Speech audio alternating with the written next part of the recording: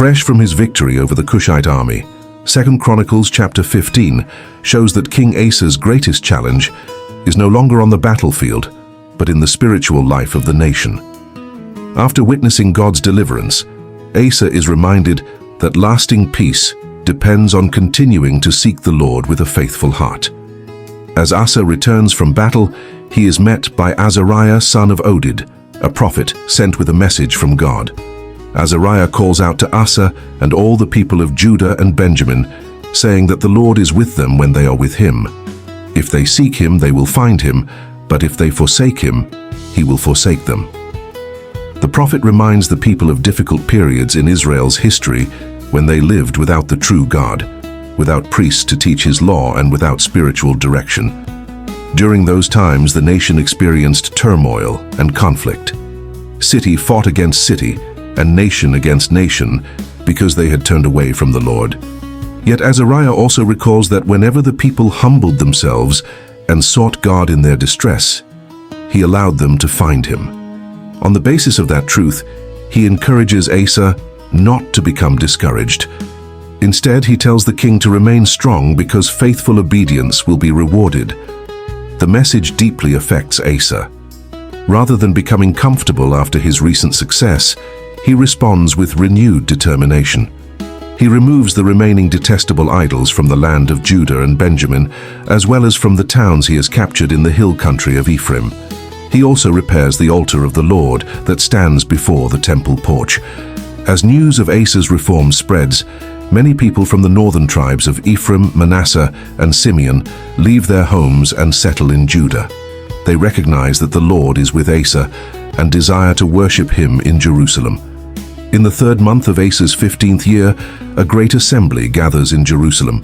The people offer sacrifices to the Lord from the spoils taken in battle, 700 cattle and 7,000 sheep and goats. Then, in a remarkable act of national commitment, they enter into a covenant to seek the Lord, the God of their ancestors, with all their heart and soul. They understand that this covenant is not merely a ceremony, but a declaration that their loyalty belongs to God alone. The people rejoice as they swear the oath with loud voices, joyful shouting, trumpets, and ram's horns. Their celebration reflects genuine devotion because they have sought the Lord wholeheartedly, and he has allowed them to find him. As a result, the Lord gives them peace on every side. Asa's commitment to honoring God even reaches into his own family.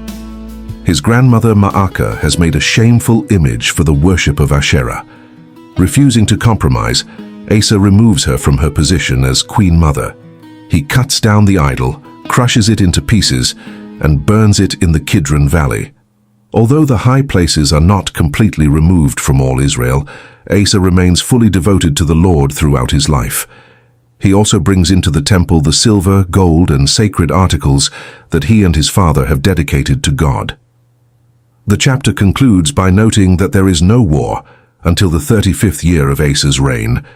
The nation enjoys a prolonged period of peace because its king has chosen to place God's honor above personal comfort and political convenience.